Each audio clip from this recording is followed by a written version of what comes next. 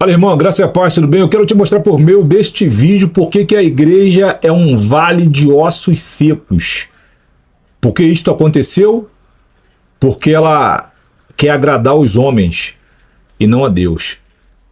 Chega aqui. Queridão, aqui nós estamos, Ezequiel capítulo 37. Eu peço que você se concentre. Eu peço que você preste atenção no alimento que eu vou dar para o teu espírito. Em nome de Jesus, de graça Deus me dá e de graça também eu te dou. A visão do vale de ossos secos. A mão do Senhor veio sobre mim e me levou pelo Espírito do Senhor a um vale de ossos secos e me fez andar de um lado para o outro. E vi que o número deles no vale era grande e estavam muito secos. Como que você vê a igreja hoje? Não é assim que você vê a igreja hoje? 3. Ele me perguntou, filho do homem, estes ossos poderão reviver?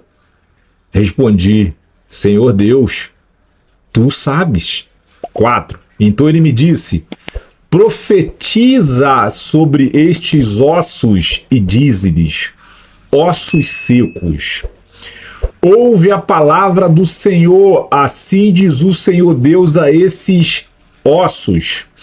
Farei entrar em vós o fôlego da vida e vivereis. Sobre vós porei nervos, farei aparecer carne e estenderei pele. Porei o espírito em vós e vivereis. Então sabereis que eu sou o Senhor. Quero te fazer uma pergunta antes de continuar. É possível, por meio da palavra de Ezequiel, aquele vale de ossos secos reviver e ter uma vida digna novamente? Hein, varão? Hein, varoa? É possível aquele vale de ossos sequíssimos voltar a ter vida e vida com abundância? O que você acha? Hã? Vamos voltar lá para o texto. É possível os ossos secos reviverem? Vamos ver o que diz a palavra? Profetizei como me foi ordenado. Olha só, profetizei como me foi ordenado. É uma ordem. Vai lá e fala a minha palavra para eles. Quero te fazer uma outra pergunta. Será que a igreja no mundo atual, no final dos tempos, ela realmente acredita que ela é o arauto de Deus no mundo dos homens?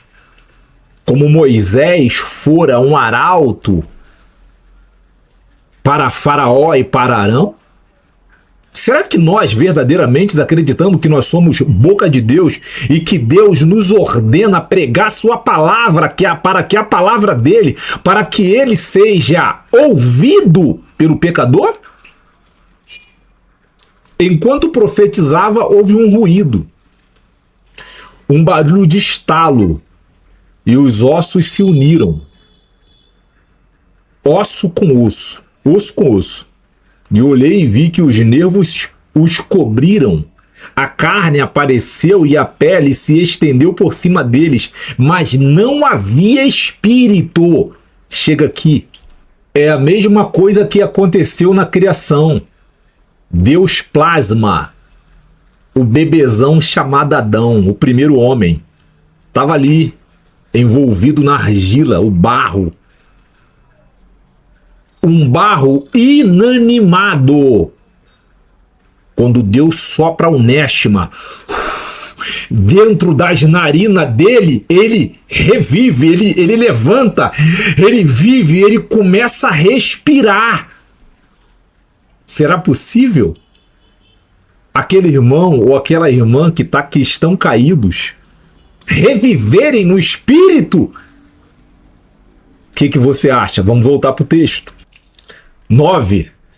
Então ele disse, profetiza ao espírito, ó filho do homem, profetiza e dize ao espírito, assim diz o Senhor Deus, ó espírito, vem dos quatro ventos e assopra sobre estes mortos para que vivam.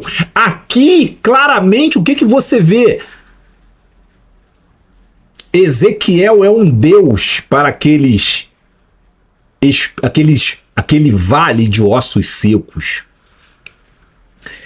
Irmão, em nome de Jesus, quando Deus te envia uma igreja morta espiritualmente falando para você profetizar, a palavra dele ali, você é um Deus para eles, porque você é o arauto de Deus, você é a boca de Deus para levar vida àquelas pessoas, desde que você entenda que você não está ali para agradar homens, mas está ali para agradar o Espírito Santo de Deus. E como que nós pecadores, podemos agradar o Espírito Santo de Deus?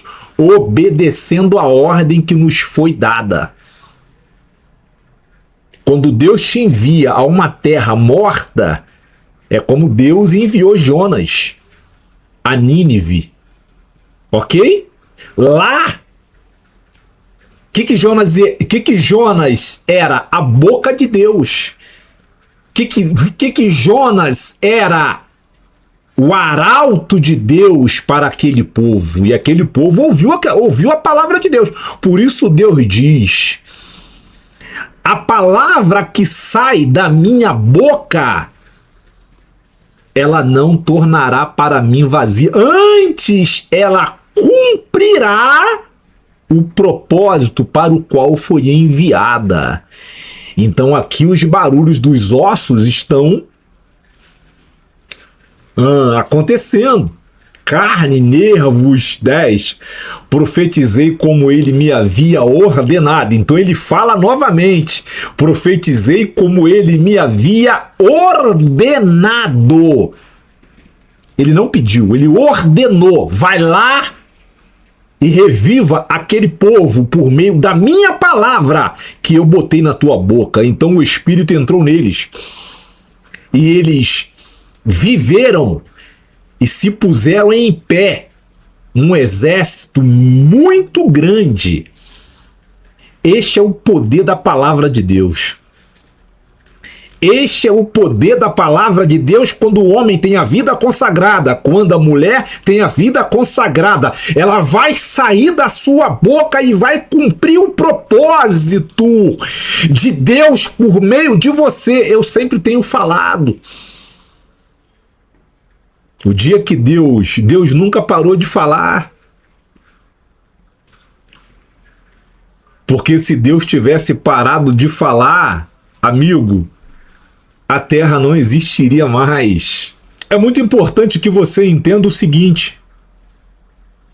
Minha mulher tá aqui me olhando de rabo de olho porque eu falei uma frase de que o arauto de Deus é como se ele fosse um Deus para aquele povo, porque ele é a boca de Deus. Porque ela não conhece a história de Moisés, está lá em Êxodo. Quem era Moisés diante de Faraó? Vai ter até um vídeo, eu vou fazer um vídeo sobre isso. Quem era Moisés diante de Faraó? E quem era Moisés diante de Arão? Um Deus. Quem falou isso? O próprio Deus, está escrito. Irmão, está escrito. O próprio Deus fala. Você é um Deus diante de Faraó e diante de Arão, teu irmão. Arão é o teu profeta. Está escrito. Toda informação nova que a gente desconhece, que a gente não leu, ou leu e não prestou atenção e a gente escuta pela primeira vez, porque nenhum grande profeta falou, né, irmão? Nenhum grande pastor falou, né, irmão? Nenhum pastor afamado falou isso pra você, né? Então, quando um pequenino fala, a tua orelha faz disso. Você fica meio preocupado. Fica meio preocupado achando que o varão tá pregando heresia. Ei, varoa, você vigia! Você vigia! Tá escrito! Gostou do conteúdo? Eu espero que esse conteúdo possa verdadeiramente edificar a tua vida e que você, por meio desse conteúdo, Deus possa falar com você, porque Deus continua falando, Deus não parou de falar. E por esta razão eu estou aqui pregando para você. Por quê? Porque Deus continua falando. Se Deus tivesse parado de falar, eu não estaria aqui pregando para você. Amém? Compartilhe o conteúdo para a tua rede social, porque você não está divulgando o meu conteúdo, mas a palavra de Deus. Se inscreve no canal, coloca um comentário discordando ou concordando e toca no sininho. Agora, se você gostou do conteúdo e você não se inscreveu, não compartilhou, não se envolveu, não se inteirou, não participou desse vídeo, sabe o que o algoritmo vai fazer contigo? Tu só se inscreveu. Ele vai tirar a sua inscrição do canal porque o entendimento dele, a interpretação dele é que você não gostou do conteúdo. Amém? Nos veremos no próximo vídeo. Um abraço e até lá. Tchau.